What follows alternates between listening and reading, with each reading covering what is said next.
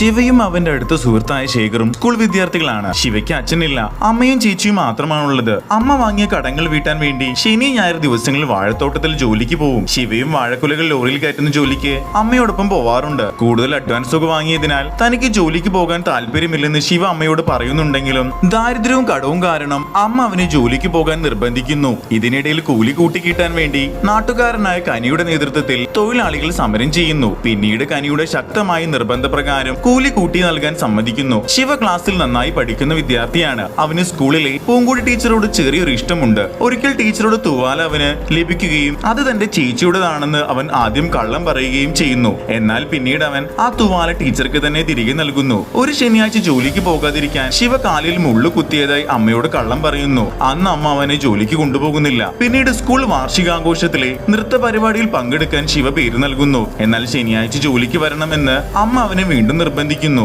ഇതറിയാതെ ശിവ രാവിലെ ഒന്നും കഴിക്കാതെ ജോലിക്ക് പോകാതെ സ്കൂളിൽ ഡാൻസ് പ്രാക്ടീസിനായി പോകുന്നു. വിശപ്പ് സഹിക്കാൻ വയ്യാതെ ശിവ ഒരു വാഴത്തോട്ടത്തിൽ കയറി പഴം പറിക്കാൻ ശ്രമിക്കുമ്പോൾ തോട്ടത്തിന്റെ ഉടമസ്ഥൻ അവനെ ക്രൂരമായി ഉപദ്രവിക്കുന്നു. ഭയന്നും വിശന്നും വീട്ടിലെത്തുന്ന ശിവ ആരും അറിയാതെ ഭക്ഷണം കഴിക്കാൻ ശ്രമിക്കുമ്പോൾ ജോലിക്ക് പോകാത്തതിന് അമ്മ അവനെ ക്രൂരമായി അടിക്കുന്നു. അടി സഹിക്കാൻ കഴിയാതെ ഓടിപ്പോകുന്നു. ഒരു കുളത്തിൽ നിന്ന് വെള്ളം കുടിച്ച് അവൻ മഴങ്ങി വീഴുന്നു. പിറ്റേ ദിവസം വാഴക്കുലകൾ കയറ്റിപ്പോയ ലോറി മറിഞ്ഞ് 19 പേർ മരിച്ചെന്ന് ഞെട്ടിക്കുന്ന വാർത്തയാണ് നാട്ടിൽ അറിയുന്നത്. അതിൽ അവന്റെ പ്രിയ സുഹൃത്ത് ശേഖറും സ്വന്തം ചേച്ചിയും കനിയും ഉൾപ്പെടുന്നു. അവൻ വീണ്ടും വീട്ടിലേക്ക് വരുമ്പോൾ എല്ലാവരും കരയുന്നതാണ് കാണുന്നത്. വിശപ്പ് കൊണ്ട് വീട്ടിൽ പോയി കഴിക്കാൻ നിൽക്കുമ്പോൾ അമ്മ വരുന്നു. അമ്മ അവനെ തല്ലുമെന്ന് തെറ്റിദ്ധരിച്ച് അവൻ വീണ്ടും അവിടെ നിന്ന് ഓടിപ്പോകുന്നു. പത്രവാർത്തയിൽ 20 പേർ മരിച്ചതായി കാണിക്കുന്നു. ആ 20ാമത്തെ ആൾ വിശപ്പും തളർച്ചയും കാരണം വാഴത്തോട്ടത്തിൽ കിടന്നു മരിച്ച ശിവ ആയിരുന്നു.